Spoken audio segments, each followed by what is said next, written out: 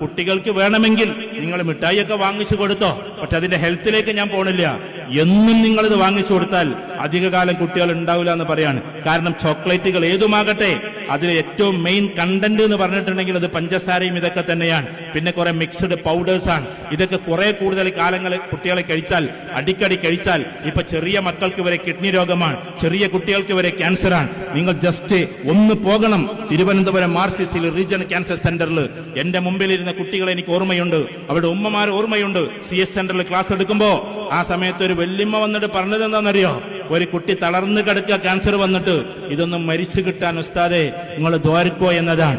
ഇങ്ങനെ കൊച്ചു കുട്ടികൾക്ക് പ്രയാസമേറുന്ന രീതിയിൽ എന്തൊക്കെയോ വാങ്ങിച്ചു കൊടുത്ത്, എന്തൊക്കെയോ ജങ്ക് ഫുഡുകൾ കൊടുത്ത് നമ്മുടെ കുട്ടികളെ കൊലക്ക് കൊടുക്കല്ലേ. ആ കുട്ടികൾക്കറിയില്ല.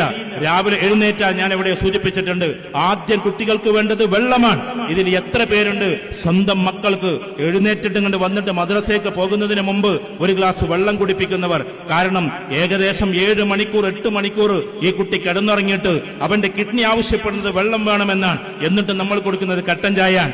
രാവിലെ ഒരു ഗ്ലാസ് വെള്ളം കുടിപ്പിക്കുക എന്നത് ആ കുട്ടിയോട് ചെയ്യാവുന്ന ഏറ്റവും വലിയ കടമയാണ്. കുട്ടികൾക്ക് കിഡ്നി ഫെയിലർ ആകുന്നു, ക്യാൻസർ, ഏർലി ക്യാൻസർ എന്ന് പറയുന്ന സാധനം വരുന്നു. അതേപോലെ തന്നെ ക്യാൻസറിൽ തന്നെ ഏറ്റവും സ്ട്രോങ് ആയിട്ടുള്ള ഈ ബ്ലഡ് ക്യാൻസർ ഏറ്റവും കൂടുതൽ വരുന്നത് കുട്ടികൾക്കാണ്. ഇതൊക്കെ നമ്മുടെ